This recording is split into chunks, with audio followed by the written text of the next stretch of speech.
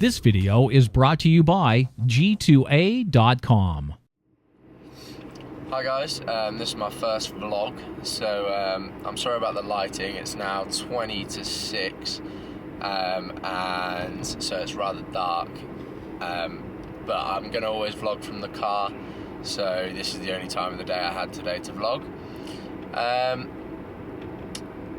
Yeah, I'm hoping to get like something to attach sort of in a better way to the car, so that it'll be better quality than this, I assure you. Okay, so the idea of vlogging, to be honest, I've done a couple of things on the XL YouTube channel, just here and there with my face in it, and I quite enjoy putting out content. And I was speaking to Arjun, or Aaron, our content manager, and trying to drive and vlog is difficult, I'm learning. And he basically said that he thinks me vlogging will be good content. So he tweeted out, if this gets 100 favourites, Kieran will start vlogging, and lo and behold, it got 100 favourites, so whatever. Now we're here. I mean, deep down, it wasn't like he was forcing me to do it, like I had thought about doing it. Anyway, so yeah, today's vlog, I'm going to talk about a couple of things. I'm going to talk about life in general. I hope that just that I'm an entertaining character when it comes to vlogging, otherwise these are going to be really boring. But we'll see how it goes. If the content goes out well, then I'll continue to do it. So one thing I want to talk about is running an eSports organisation, because there are so many people in the community and so many people do different jobs. It's kind of hard to keep track of what exactly someone does, to be honest. And eSports is a weird industry in that most of the people working in it are volunteers, and they do it because they love it. Like, technically, right now I'm a volunteer. I don't take a cut from XL. In any business, though, to be fair, you know, we've been running just over a year. You're not expecting to make profit in the first year. You know, you'll live off your director's loan or whatever, but you're not expecting the business to turn over profit.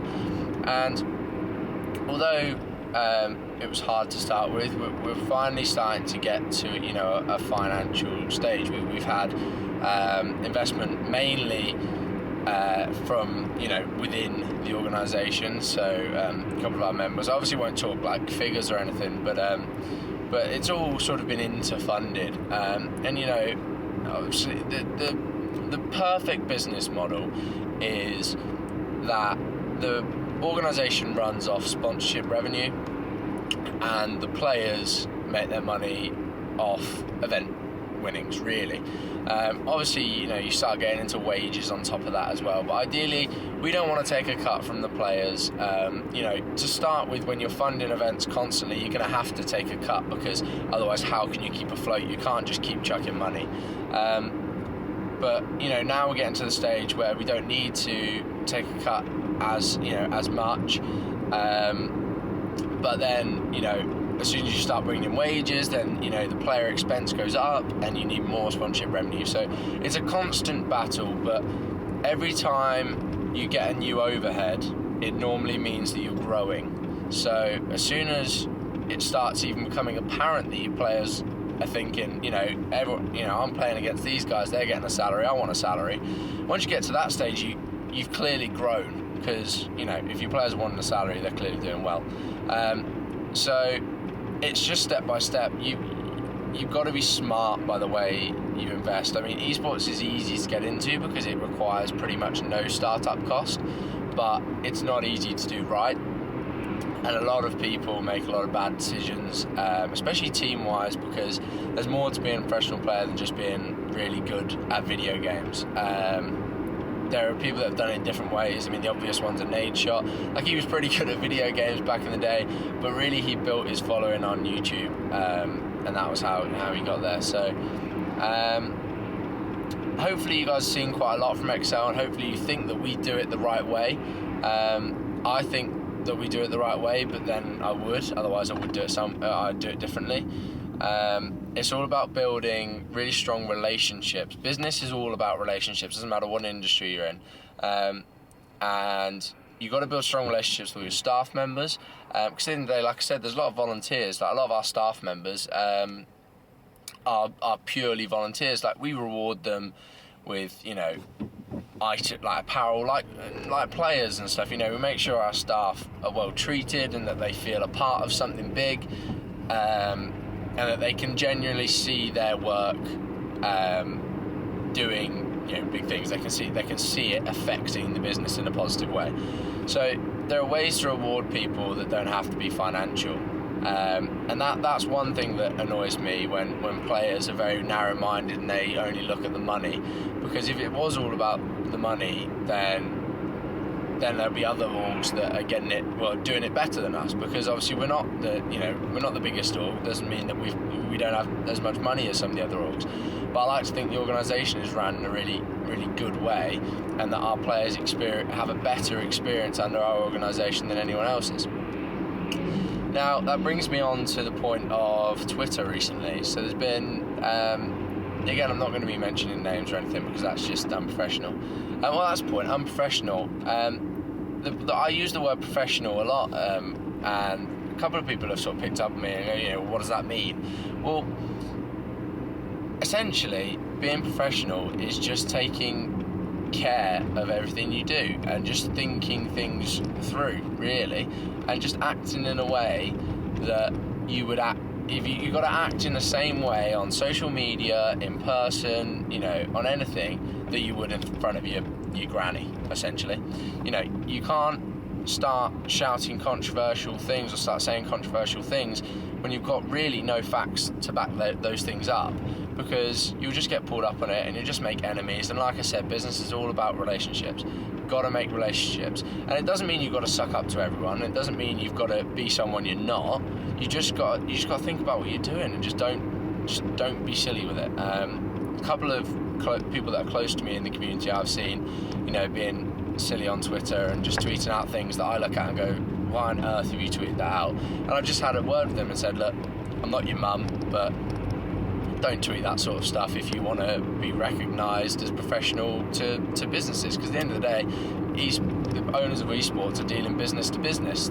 As much as you need to build relationships with your players, you need to build relationships with business people, with people that run businesses that want to invest into your organisation through sponsorship. They want you to show off their brand.